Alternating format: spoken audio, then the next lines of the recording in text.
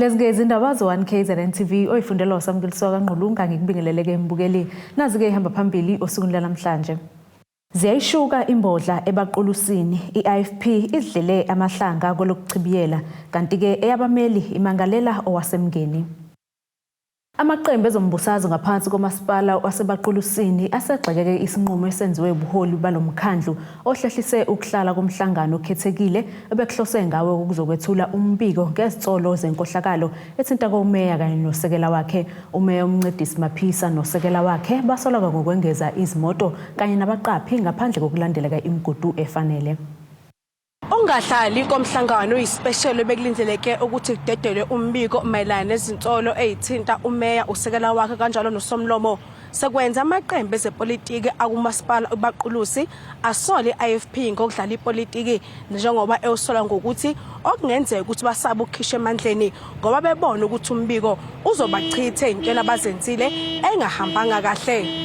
Lobuholi busolwa ngokuthi bandise imoto uhamba ngazo kanjani nabaqaphi ungalandelanga imigudu efanele omkhandlu. ONC uthi ngokuzayo bazowuphoqa lomhlangano ukuthi uhlale emva kokuhlehla izikhawu eziningi njengoba umbiko waqedwe enyangeni ezedlule ukwenza uphenyo ngawo. Sizoyifaka thina le motion asizuma nayo. Sizoyifaka ngokusheshsha saseda nalokho ukuthi bahlehlise umkhandlu singekho izathu kuqala base sieda nento ethinta uSpeaker ke manje uSpeaker uthe ehlezi le eNqwaba ngomnye umncwabo esilindele ukuthi thina ngoba nje singabantu sasungcwabo futhi singcwaba ngesizotha evinye into eseyishoyo makuthiwa umncwabo ashintshe umncwabo siwenze enye into. Wawushintsha yena washintsha umncwabo waze uyenza inkundla yokuqasha. Naw la khona athena kuzomela kuqashwe ingane yakubo wekhansela.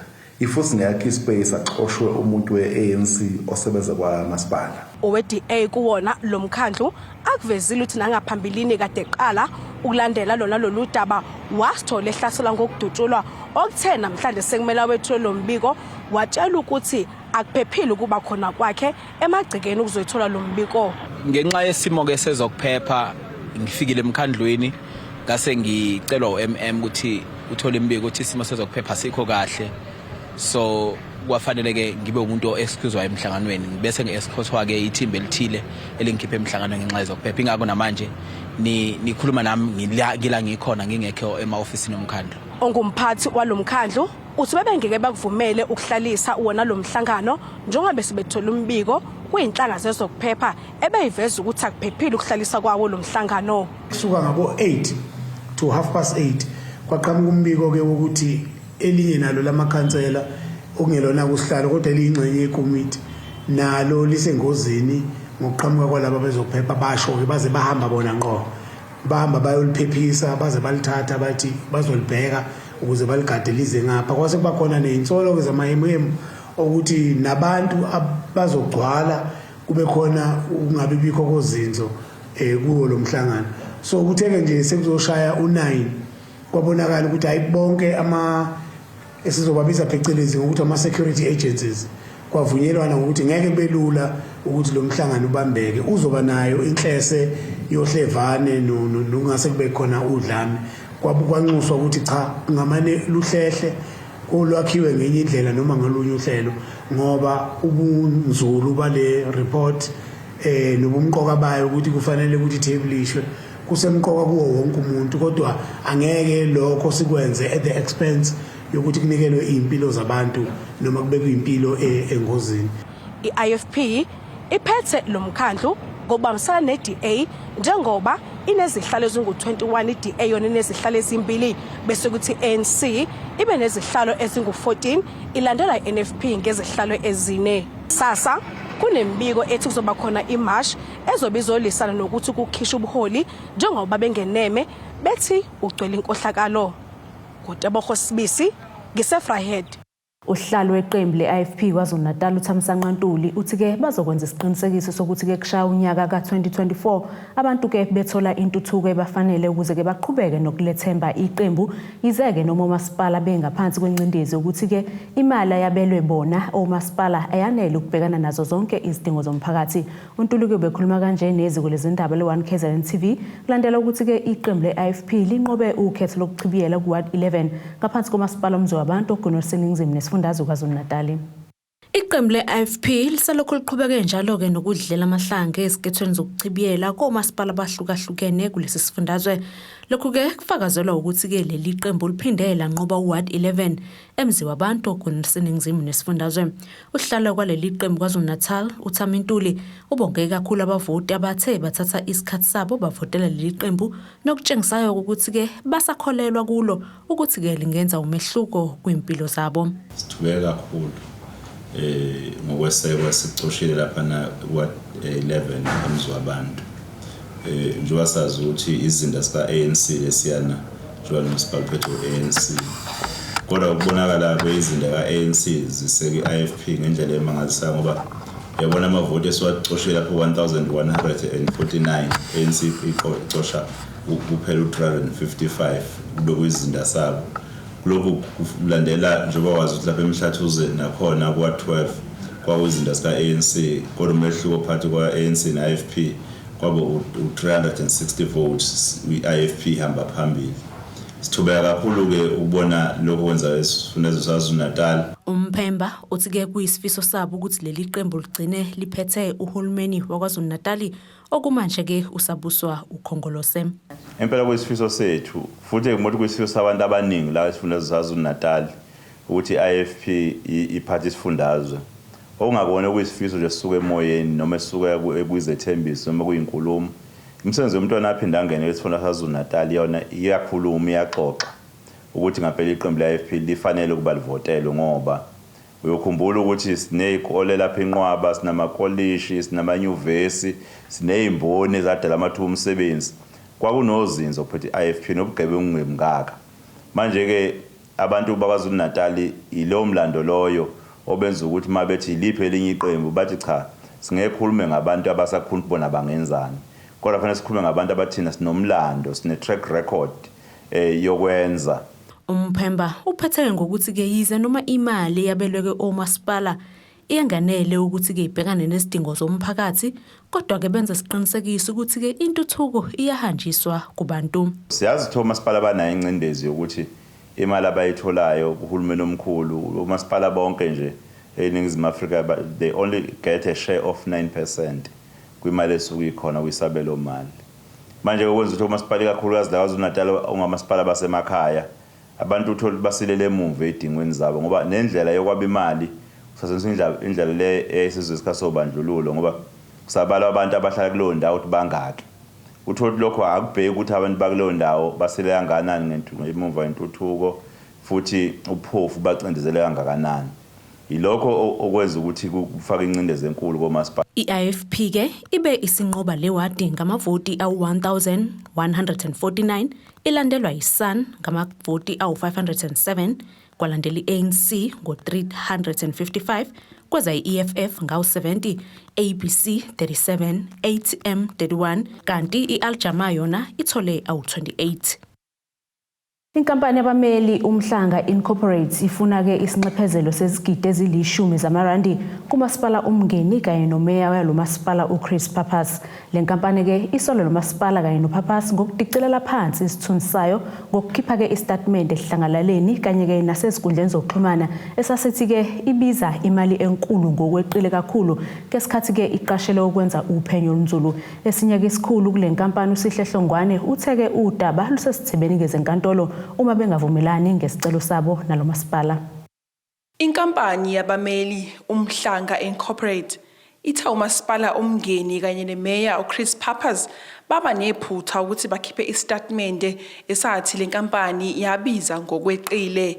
Lokho kuvezwe esinye sesikhulu kule nkampani uSihle Hlongwane ngesikhathi enengxoxo ekhethekile neziko le-1KZNTV. Umasipala bese udalule emaphephandabeni ukuthi inkampani isebenze na umasipala zabe sethina overcharge umasipala. Ilelo phutha ke sithi umasipala usephutheni mangabe uzodalula lokho ngoba thina besikushwa amaloko abakushona yabo. So into nje esidila nayo kakhulu ukuthi kubhaliwe emaphephandabeni kubhalwa izinto ezingelona iqiniso. Ikona ngicabanga ukuthi sikuchazile lokho emaphepheni esithi ke sizobe sesicela ke inkundla ke zezinkantolo ukuthi zibe seyichaza ke zibe zisicazulula ukuthi ngabe phakathi kwethu nomasipala ubani okuyena okhuluma iqiniso. uHlongwane uthe lesi senzo sadicelela phansi isithunzi senkampani. Akuyona incwadi esicela kuyona isiqephezela ukuthi istatement esikameya nemedia release ayenzile ikhipha umqondo ukuthi thina njengabameli bakwaMhlanga Incorporated asikho professional, si-unethical, sisebenzisa izindlela ezingekho emthethweni ukuthi sikhokhise ama-client. Okuyinto leso statement esasabaliswa eSouth Africa yonke. Esikuyisona-ke esisithathela phezulu ukuthi cha, kumele silisukumele phezulu. uHlongwane uphethe wathi bazigqaja ngomsebenzi wenkampani yabo, ingakho bethathela lo masipala kanye noPhaphazi izinyathelo. Siyinkampani yabameli esebenza professionally futhi sisebenza ngokuzikhandla, siba fair, ethical. Kungakho sithathe isinqumo sokuthi cha, asikwazi ukuthi sivumele umasipala ukuthi udicelela igama lethu phansi. Ngoba uma ngabe kukhona kwaku-wrong esasikwenzile, umasipala fuze wazi ukuthi thina njengabameli kunabantu abengamele izindaba zabameli ekwangamele baqale bayofaka isikhalazo khona. Abakwenzanga lokho. Babone manje ukuthi abavane nje baqhamuke nje from nowhere badicelela igama lethu phansi. Ngamanye amazwi i-answer yami ithi cha, akukho ku-wrong esikwenzile. Mina ngingaqinisekisa ukuthi kwi-instruction esasitholile kumasipala sayenza njengoba babeshilo, abakazi bakhombise kuthini ukuthi bayakhalaza ngalokho. Nginganaba uma ngabe bekungenzeka, kodwa ke njengoba bese ngike ngasho ukuthi ngoba kusawudouble seluseyithebeni zenkantolo, ngizokubeka nje kucaca ukuthi cha, thina ngakolethu uhlangothi sakwenza konke sasikucelile, saze sadlula ngaphezulu kweqatha ababekade besicela kulona. Umasipala umngeni uthintiwe ngalolu daba izikhawu eziningi kwaze kwashaya isikhathi sokuya emoyeni. Ezindabeni ze1KZNTV ngu-Ayanda Dube, ngisemgongondlovu. Inhlangano yabalimi African Farmers Association of South Africa i-AFASA ithi-ke umhlangano omkhulu abazoba nawo ngesonto elizayo eThekwini banethemba lokuthi-ke uzoguqula indlela abalimi abaqhuba ngayo, indlela abalima ngayo kanye-ke nemikhiqizo yabo, indlela abayisabalisa ngayo ukwenza-ke inzuzo. Le nhlangano isho lokhu-ke kwisithangamsa bezindaba esibanjele eThekwini ebekuhlose ngaso-ke ukuzodalula kabanzi ngezinhlelo zomhlangano ozobe-ke uhlanganisa neminyango kahulumeni kuzwelonke. Igciwane i-COVID-19 elahlasela ngo-2020 kanjalo nokunyuka nokwehla kwentengo kapetrol kungezinye zezinto ezithikameza abalimi ekutheni bakwazi ukuqhubeka nokwenza umsebenzi wabo ngendlela efanele kanjalo nokusabalalisa. Kulo mhlangano omkhulukazi ozoba ngesonto elizayo, ezinye zezinto lezo ezizobe idingidwa njengoba uSAFTA uthi ufuna abalimi abamnyama bekwazi ukuthi bakhiqize umkhiqizo wabo ngendlela efanele, bephinde bekwazi futhi nokwenza inzuzo ebafanele ngawo. Sifuna ukudrive agenda ukuthi abantu abamnyama kube yibo abanikazi be-production be-value chain. Noma manje kube yibo abazitransportela ukudla kwabo kuye kuma-processing plants laba bese beprocesse khona phinde bakumakethe bona ngoba kulapho khona umnotho khona. Sifuna-ke abantu abamnyama bangabi nje imakethe kodwa kube baye-owna i-value chain. Sidinga ukuthi siyunifye-ke izwi labantu abamnyama kuleyo nto ngoba ngeke sikwazi ukuyisaplya yonke i-value chain mangabe sizokwenza singahlangene. Kufuneka i-coordination strong ukuze kukwazi ukuthi imakethe ihlale njalo sustainable supplied. Ngoba kuzobiza ukuthi-ke u-AFASA abe-catalyst, sizomfuna ukuthi simphakamise aqine ukuba i-catalyst yoku-coordinate into ey'fana nalezo. Owe-AFASA akuvezile ukuthi ukuba khona kweminyango eyahlukahlukene kuyinto ebalulekile kubona njengoba kuzocotshelelwa abalimi ngezinto ezahlukene okubala phakathi nokuhweba. It's a very broad conference where we are going to have specialists who are also going to guide us in all the structure of development. We are also having to have the CEO of the African Development Bank, who's also going to give us perspective about African development going forward. So there's so much that we are going to do during that. But all in all, we need to come out clearly knowing where are we taking the black community to.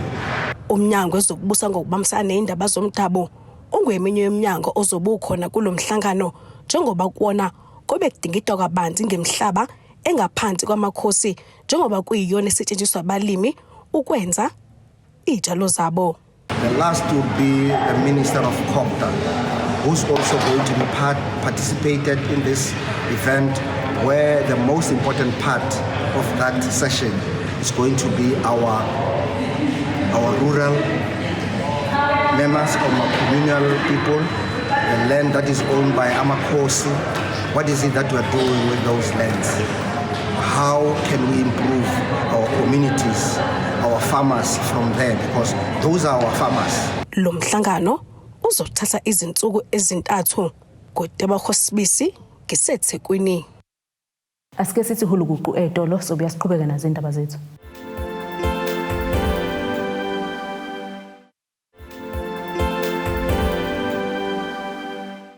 Asikwamukele ke mbukelo sabukele zona indaba ze1KZNTV nazi ke sithi zona ehamba phambili. Ziyayishuka Imbodla Ebaqulusini iIFP idlele amahlanga kolokuchibiyela kanti ke eyabameli imangalela owasemngeni. Njengoba ke selingene ihlobo bayakhuthazwa abantu kuba balime batshale izivande ukuze ke bakwazi ukuxosha ikade eziko besebenzise ke lesi sikhathi esihle sokutshala. Konjalo ke nowesiliso okhubazekile wasesigisi ku27 ngaphansi komasipala umhlathuze uphila Ndwandwe osabelile kuyikhelo uzwakalise ke ukujabula ngenkathi ke inikelelwa ngezithombo zokutshala ezinhlobonhlobo. Ekhuluma ke nethimba lezindaba uNdwandwe uveze ukuthi ke usezokwazi ukwandisa ingadi yakhe aphinde kadayise umkhiqizo ukuze ke athole imali yokusiphilisa. Njengoba sekuyisikhathi sokutshala, abantu abaningi sebeqalile ukutshala ukuze bakwazi ukuziphilisa. Lona uphila Ndwandwe okhubazekile onengadi yakhe atshala kuyo izitshalo zakhe ezahlukene kanti uswakalise okukhulu ukujabula ngokunikelelwa ngezitshalo ngoba usezokwazi ukunweba ingadi yakhe aphinde adayise nemikhiqizo ukuze akwazi ukuziphilisa yena kanye nomama wakhe. Ngithanda ukubonga ngijabule kakhulu ngoba sengizokwazi ukunweba ingadi yami. Ngiyabonga kakhulu. Lolu hlelo belethulwa ngaphansi kwesizwe senkosi yakwaMadlebe kulendela ukuthi lube usizo kakhulu emphakathini ekutheni ikwazi ukutshala ukuze iziphilise njengoba ukudla kumba eqolo ezitolo. Lubalulekile ngoba lubesele enza ukuthi abantu bekwazi ukuyimela noma kuthiwa imisebenzi ayikho kodwa uma bekwazi ukuthi betshale bayakwazi lokho bakutshalele bephinde bekusebenzise ukuze bedle ngale kwalokho okusalayo bengaphinde bekudayise ngoba into emnandi kakhulu ukuthi ngoba betshala sebesithi akube khona phela imarket bengagcini ukutshala nje ukuthi kudle kuze kubole. Lezi ithombo zesitshalo zinikelelwe owesifazane osebenza kwenye izinkampani eziqeqesha amakhono eRichards Bay. Le ntokazi ithi yakujabulela kakhulu ukubona intsha izibandakanya nezolimo. Sijwayele impela ukuhamba sixhasa sidonate lapho suke sekudingakala khona usizo othinta kakhulu izinto zamakhono. So sijabulile ukubona umuntu onjengoPhilani ethola uxhaso olusuka eRichards Bay Training Center. Ezindabeni ze1KZNTV kubikuthi abantu maphumulo esigisi. Abazali bezingane eziphoqeleke ukushintsha indawo yokuhlala ngemuva kwesikhukhula bakhathazekile ngesimo sazo sezemfundo kakhulukazi ke njengoba belungiselela ukuqala kokubhala izivivinyo zokuphela konyaka. Utholani Kunene ohlala endaweni abayihlinzekwe umasipala iTheku ekuleli dolobha uthi ke akasakwazi ukumelana nezindleko zokuhambisa umntwana esikoleni ngenxa ke yokubude bebanga. Ukunene ke usho kanje ekhuluma neziko lezindaba njengoba ke bekhathazekile ngokusilela emuva kwabantwana babo. Nakuba laba bekujabulela ukutholelwa le ndawo abafihle kuyo amakhanda bakhala ngokuphazamiseka kweingane zabo ezikoleni ngenxa ke yokungabi nayo indlela yokuba ifinyelele khona kwazise ibanga elide. Kuyimanje khona ingane ezingayile esikoleni ezikhona ezihleli la ezinye nakubazi bazila ukuhamba kaba oma basaxakekile abazi ukuthi fanele benze njani ngoba i-transport abazi bazoyithola kanjani. Kuyabiza ukusuka la uye eMlazi, kuyabiza ukusuka la uye eThekwini. Cabanga every day ingane kufanele igibelile. Mhlawumbe omunye unengane ezu5. Kufanele igibeze zonke lezi ngane ezu5. Asinamali, asikwazi ukuzisa esikoleni. Indawo ikude. Imali esiyithola incane, imali yeqolo. Una970 mncane. Awanelisi einganeni ukuthi sisuke la sigibele sisuka la eThekwini ezami zifunde eMiyabhenk. Manje kukude eMiyabhenk anginayo imali. Kuzokhumbuleka ukuthi iziko leindaba libike kabanzi ngenkinga ebhekene nezisulu zezikhukhula ebeyifihle amakhanda ehostela iTehes eMlazi nokuphoqa ukuba bayoqhinqa ngaphandle kwesiteshi samaphoyisa eLamontville kwazise ibisibaphelele indawo lapho ke bebefihle khona amakhanda. Ngemuva kokubika ngalolu daba uMasipala iTheku kanye nabomnyango wezokuhlaliswa kwabantu esifundazweni bakwazile ukubatholela indawo edolobheni iTheku nabayijabulela kakhulu kepha zisekhona ingqinamba. Sikhala ngespace, ispace esincane. Sibaningi kakhulu ngangoba mina nomndeni wami ngilele phansi. Phandle lapha phansi. Ekubeni nomuntu ogulayo udla amaphilisi. Amaphilisi ewadla unesifo sokuwa. Ningi nje izifo ezikuyeni kuyimanje ngiphuma ngombheka lapha endlini. Uyadlikiza kuyimanje. And uhleli nabantu abangekho right abayitshena ukuthi njoba sipintshene la izindlu zabo lezi kufanele kwenze ku1 or 2 ungakwazi ukungena ngiyombheka. Inkinga esibenayo futhi ine safety sibona ingekho although security khona because omunye wethu uthe ehambe emsebenzini izolo elinye ekseni uthe ehambe emsebenzini kwami imoto yamphuca ifone yamphuca isikhiyasi sesithuthu sakhe. Nomunye futhi khona iphara libone futhi lijomba khona la sihlala khona so nako lokho kube nokusabisa. Ngesikhathi iziko leindaba lihambele laba ukuyohlola isimo baveze ukukhathazeka kwazise labo abakhahlamezeka beqashile sebanqunyelwe ugwayeka tiki ukuba baphume baphele lapha bayoqhubeka nokuqasha. Baba abantu abazobela kuthina basize egcineni sesithola ukuthi kuthiwa abantu abangenazo inamba zezindlu kufanele baphinde bayoqasha. Asazi ukuthi uqasha phi thina ngoba kwala sasuka khona sasuka ngobani akusingasebenzi sasuka ngenxa ukuthi kade ngenela amanzi asinayo imali ukuthi siphinde siyofuna imiqala asinankinga nokwenza lokho. Inkinga sishawa ukuthi imali asinayo. Asixabani nabantu ababona ngendlela ababona ngayo. Thina sicela ukuthi sithole usizo lokuthi sithole indawo yokuhlala. Esithangameni nabendaba kuleli sonto ungqongqoshe womnyango wezokuhlaliswa kwabantu esifundazweni ukhale ngabanikazi bama-flats abiza uhulumeni imali eshisiwe ukugcina izisulu zezikhukhula. Eyindabeni zika1KZNTV kube kuntombi khona Mvubu eThekwini.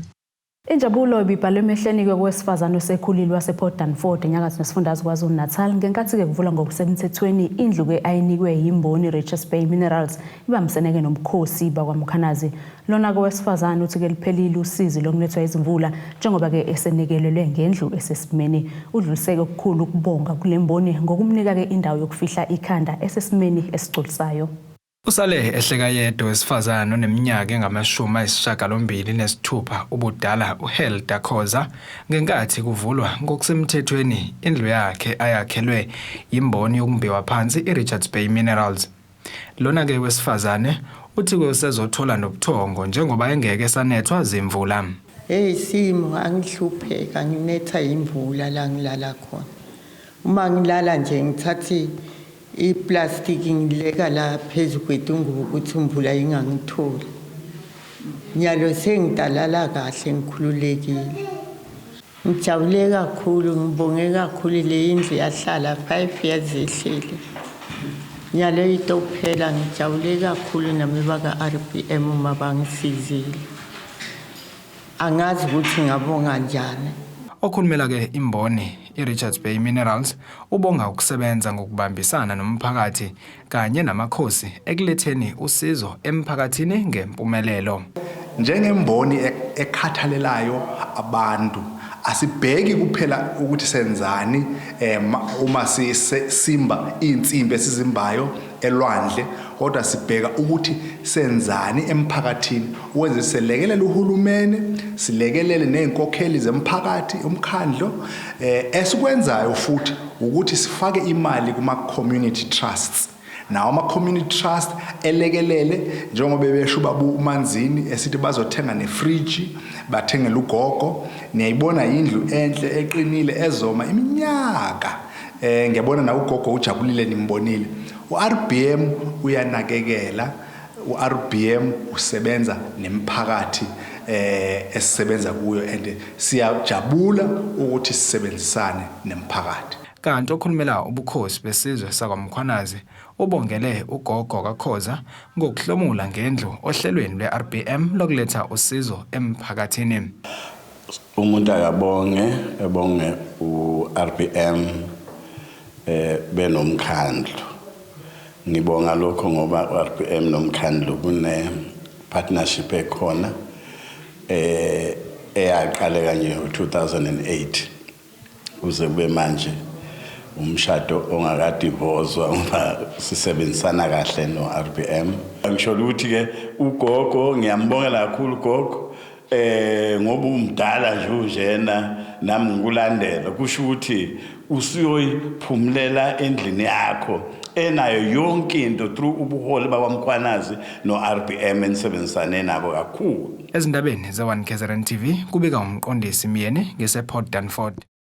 Asiphinde sithishelele futhi eyitolo sobuya siqhubeke nazindaba zethu.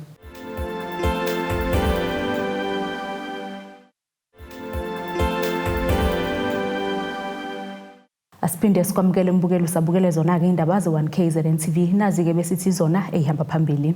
Ziyayishuka Imbodla Ebaqulusini i-IFP idlele amahlanga kolokuchibiyela kanti-ke eyabameli imangalela owasemngeni. Ake sibheke-ke engosini yezomnotho.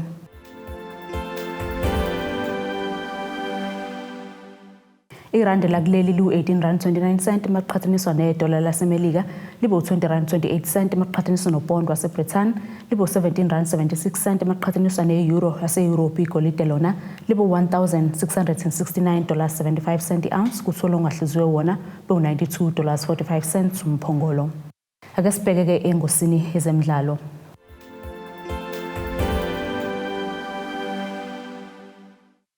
Inkakhe yayigijima ku-Orlando Pirates uBruce Ramokgadi uthi-ke kuzomele uhlalo waliqembu u-Ivan Khoza ayesukumele-ke ngokushesha indaba yabagadli. uRamokgadi wayengumgadli ngezikhathi zakhe uthi-ke uKhoza kuzomele-ke acabange ngokulanda umqeqeshi wabagadli ozokwazi ukubacija kahle abagadli kwi-Bucks. Usho kanjena-ke iPirates idlala kahle kodwa phambi kwamapali iyahluleka ukuhlohla amagoli nesekuqalile-ke ukukhathaza abalandeli bayo. Nasike isimo sezulu esingalindeleka.